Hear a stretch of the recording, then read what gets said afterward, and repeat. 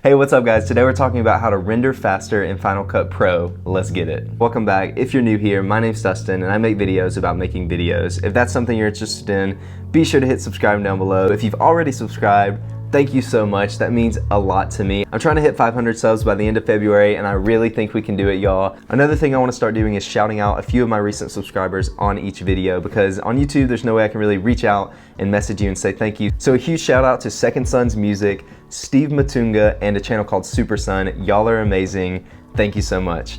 Let's get into today's video. So today we're talking about how to render faster in Final Cut Pro. Basically, if you make a change and edit a color grade in Final Cut, it has to load and render your clip before you can play it back and watch it back smoothly. So if we look at this clip and I come and make an exposure change, you'll see these white dots come up above the clip. That means that Final Cut needs to render it before it can play it back perfectly smooth. So if we come up here and click this, we can actually see Final Cut rendering back in real time and see the percent. Another key point is that Final Cut uses background rendering. So when I make the change, it'll only start rendering it when hands are off the computer for 1 second, 3 seconds. I think mine is set to 0.3 seconds so that it'll do it really quickly. But yeah, when we make a change, we get the white dots and then you see it won't render. Take my hands off, it starts to render the clip. The issue with this is while you're editing, you're gonna have multiple clips that Final Cut wants to render. But say you don't want all those other clips to be rendered, you just want one specific one, the one you're working on at the moment, to be rendered. As you can see here, I've made an edit to this clip,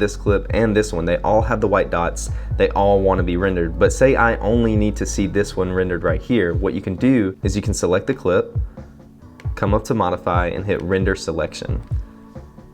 And as you can see, Final Cut is gonna pick that specific clip and render it before it messes with anything else. You can see the white dots going away, and now it's done, and we can play back through this clip perfectly smooth, instead of having to wait for these two clips over here that I don't really care about right now. And y'all, this is such a big deal. It blows my mind that I have not made a video about this already. I use this every single day, so much that obviously I don't even think about that I'm using it, and it saves so much time. And this is such a big deal because if you're working on a 5-minute project, a 10-minute project, even a 60-second project, there are clips at the very beginning of the video that Final Cut wants to render that you don't have time to wait for them to load right now. You're focused on one clip, you're focused on one effect, one transition, one stabilization.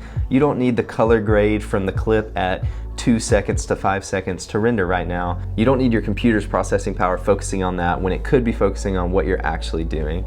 All right, y'all, that's all I have for you today. If you enjoyed this video, if you learned something, please hit like down below. That really helps. It helps my video get seen, it helps the channel grow, so that would be amazing. If you want to see more videos, hit subscribe down below, click the bell so that you get notified every time I upload. I'm uploading once a week. That's 2020 goal, consistency. If you already knew about this tool, or if this is absolutely brand new to you, let me know down in the comments. I feel your pain of rendering. Anyway, thank you so much for watching. I'll see you next week. Oh, that's perfect timing. Perfect.